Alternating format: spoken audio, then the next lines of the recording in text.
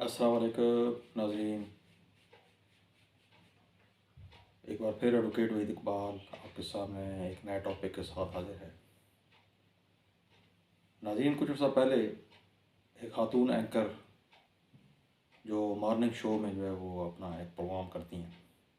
ان کی ایک اسٹیٹمنٹ سنی کہ کراچی میں جو ہے وہ باقاعدہ حلالہ سینٹر بن چکے ہیں جن میں نکاح سے لے کر طلاق تک تمام جو معاملات ہیں وہ طے کیے جاتے ہیں، اور باقاعدہ ان حلالہ سینٹرز کی جو ہے وہ تشہیر بھی ہو رہی ہے۔ بدقسمتی سے میڈیا کے ذریعے اور خاص کر ٹی وی ڈراموں کے ذریعے ایک ایسا پروپیگنڈا کیا جا رہا ہے جس سے شاید یہ لگتا ہے کہ حلالہ جو ہے وہ نکاح کی ایک قسم ہے، حالانکہ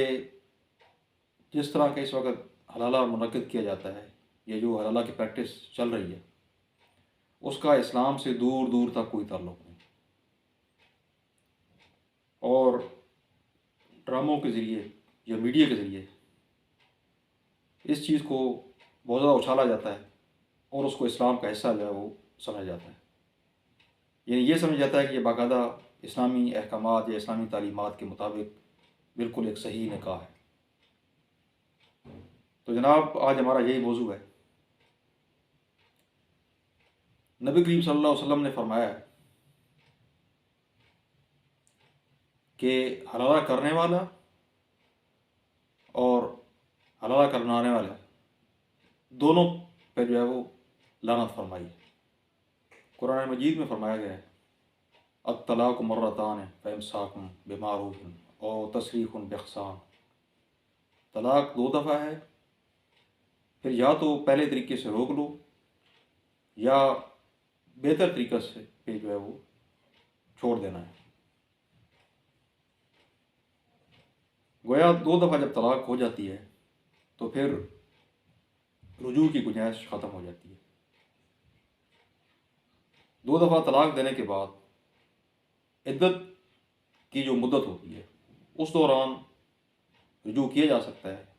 لیکن جب عدت کا ٹائم پیریڈ ختم ہو جاتا ہے تو اس کے بعد ایک خاتون اپنے جو شوہر ہے اس پر دائمی طور پر حرام ہو جاتی ہے۔ کنسیپٹ ہے وہ ایک حدیث ہے، اس میں بڑا واضح طور پہ بیان کیا گیا ہے۔ یہ حدیث حضرت عائشہ رضی اللہ تعالیٰ عنہا سے مروی ہے۔ انہوں نے فرمایا کہ رفاع کرزی کی بیوی رسول اللہ صلی اللہ علیہ وسلم کی خدمت میں آئیں، انہوں نے عرض کیا کہ رفاع نے مجھے طلاق دے دی ہے، اور تینوں طلاقیں دے دی ہیں، یعنی پوری طلاق دے دی ہے، اور میں نے اس کے بعد عبد الرحمن کرزی سے نکاح کیا، تو ان کے پاس تو محض کپڑے کی جھالر کی طرح ہے، یعنی ان میں قوت مردمی کم ہے۔ تو رسول اللہ صلی اللہ علیہ وسلم نے فرمایا کہ تم کیا جو ہے وہ دوبارہ رفاع کی طرف لوٹنا چاہتی ہو؟ تو نبی صلی اللہ علیہ وسلم نے فرمایا کہ یہ اس وقت تک ممکن نہیں جب تک عبد الرحمن تم سے اچھے طریقے سے مستفید ہوں، یعنی تم ان کا یہاں تک کہ وہ تمہارا مزہ چکھ لیں اور تم ان کا مزہ چکھ لو۔ تو یہ حدیث جو ہے وہ بخاری شریف میں جو ہے وہ روایت کی ہے، کتاب الطلاق میں ہے۔ تو اس میں جو ہے وہ بڑا واضح طور پر بتایا گیا کہ حلالہ کا اصل میں کنسیپٹ کیا ہے۔ تو 3 شرائط اس سے سامنے آتی ہیں۔ ایک شرط تو یہ ہے کہ عورت کا کسی مرد سے، یعنی جس کو عورت کو طلاق ہو گئی ہو، اس کا کسی مرد سے نکاح ہوا ہو، اور یہ نکاح جو ہے وہ اتفاقی نہ ہو۔ اس میں پہلی شرط تو یہ ہے کہ عورت کا کسی مرد سے نکاح ہوا ہو، اور یہ نکاح کسی منصوبہ بندی کے ساتھ نہ کیا گیا ہو، بلکہ یہ ایک اتفاقی نکاح ہو، کیونکہ نبی صلی اللہ علیہ وسلم نے یہ فرمایا کہ حلالہ کرنے والے اور حلالہ کروانے والے دونوں پہ لعنت جو ہے وہ بھیجی گئی ہے۔ تو گیا یہ نکاح کے لیے شرط ہے، اس حدیث سے بھی بڑا واضح ہو رہا ہے کہ یہ نکاح جو ہے وہ اتفاقی ہو، اس میں باقاعدہ کوئی منصوبہ بندی یا پری پلان نہ ہو، یعنی اس میں کوئی ایسی شرط نہ رکھی گئی ہو کہ نکاح کے بعد طلاق جو ہے وہ دینی ضروری ہو۔ دوسرا اس میں جو اہم شرط ہے وہ ہے کہ وہ نکاح جو ہے وہ صحیح ہو، فاسد نہ ہو، یعنی ارریگولر نہ ہو۔ تو نکاح جو ہے وہ صحیح ہو، ارریگولر نہ ہو۔ اگر نکاح ارریگولر ہوا تو اس صورت میں بھی اگر وہ خاتون کسی اور مرد سے نکاح کرے گی تو اس کا نکاح جو ہے وہ صحیح منعقد نہیں ہو۔ تو ارریگولر نکاح سے مراد یہ ہے کہ جس طرح سنی اسکول آف تھاٹ کے نزدیک نکاح کے لیے گواہوں کی شرط ضروری ہے یا مہر کی شرط ضروری ہے، تو گویا وہ نکاح میں اگر ایسی کوئی شرط مفقود ہے یا ایسا کوئی انگریڈینٹ مفقود ہے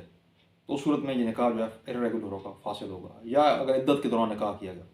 کوئی بھی صورت ہو تو نکاح یہ جو ہے وہ فاسد ہوگا۔ اور فاسد ہونے کی صورت میں اگر وہ نکاح صحیح نہیں ہوگا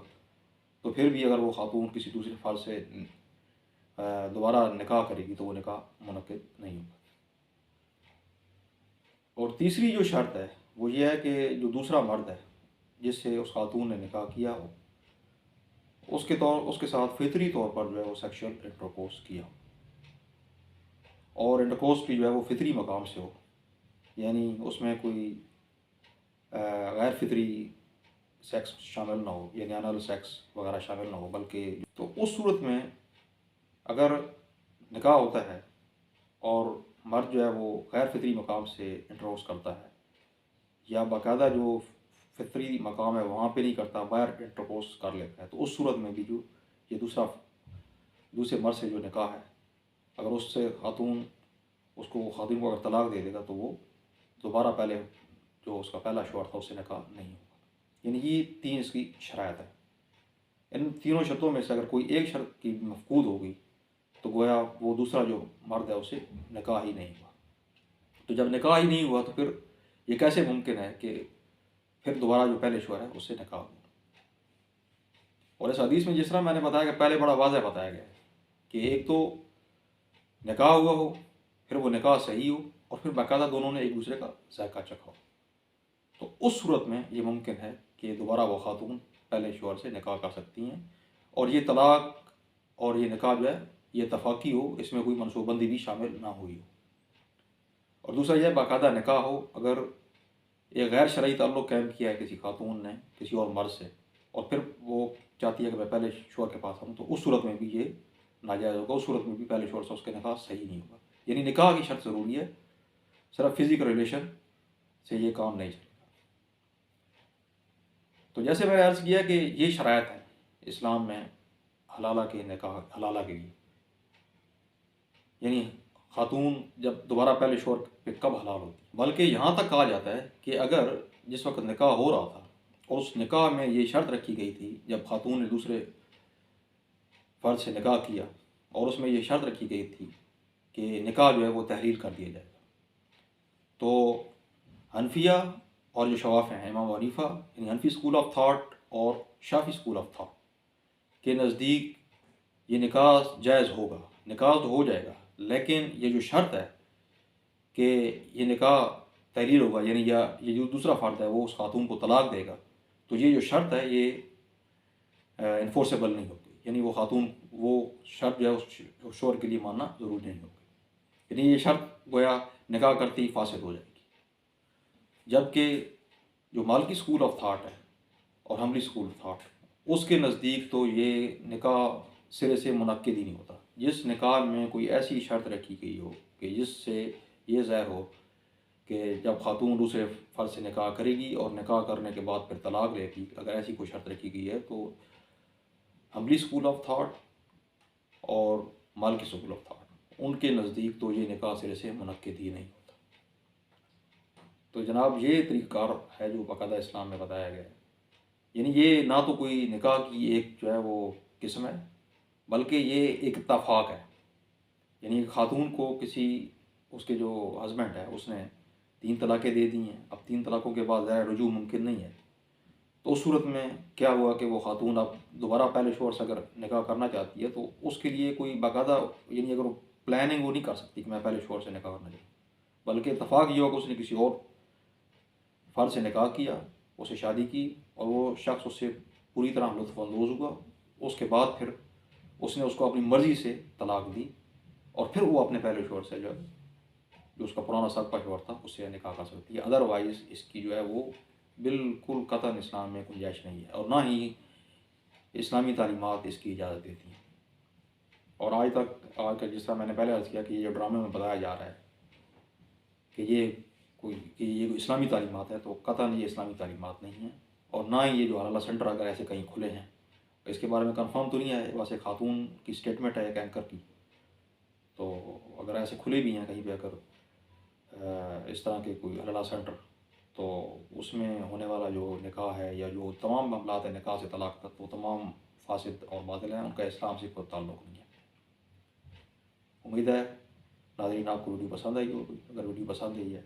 تو اس کو لائک کریں، شیئر کریں، اور اگر آپ نے میرا چینل ابھی تک سبسکرائب نہیں کیا تو اس کو سبسکرائب کریں. اللہ حافظ.